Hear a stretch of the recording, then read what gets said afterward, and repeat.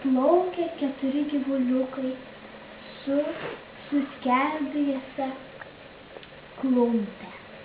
Plaukė ir staiga pamatė laivą. Jie patyliukais apsupo laivą. Plėšikai! Jų 4, mes tik 2. Mes mirsime, o jie laimės. Jie pradėjo lipti iš sugeldėjusios klumpės. Karvė užlipo ant pačio viršų. Tigras užpuolė delfiną kapitoną ir jį numetė jūrą.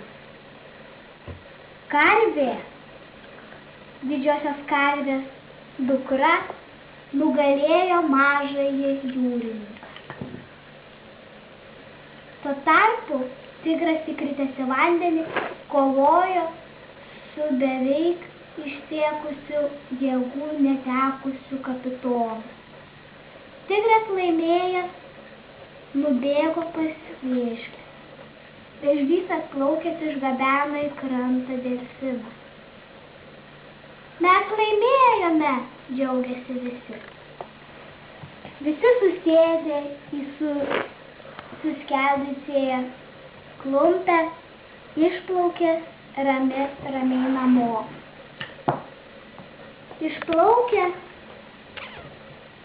iš pavojų vietos, jie susitiko arkliuką. Seną karvės draugą. Sveiki, pasisveikino arkliukas. Sveiki, kas čia toks per kvailys? Čiagi jūra, ne dykuma. Ko čia širšti ant jo, sako karvė. Čia mano draugas. Draugas, mat čia atsirado dar mums trūksta, sako pasipūtęs vėžlys. Karvė užpykusi mostelėjo jam ranka ir priėjo prie arkliuko. Sveikas, kaip gyveni, paklausė arkliukas. Šauniai, puikiai kelionė. Gal jau baig turėti. Gerai.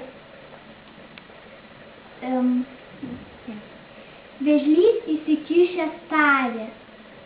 Eik šalin, mes plaukiame toliau. Ir jie susėdė į laivą, toliau išplaukė.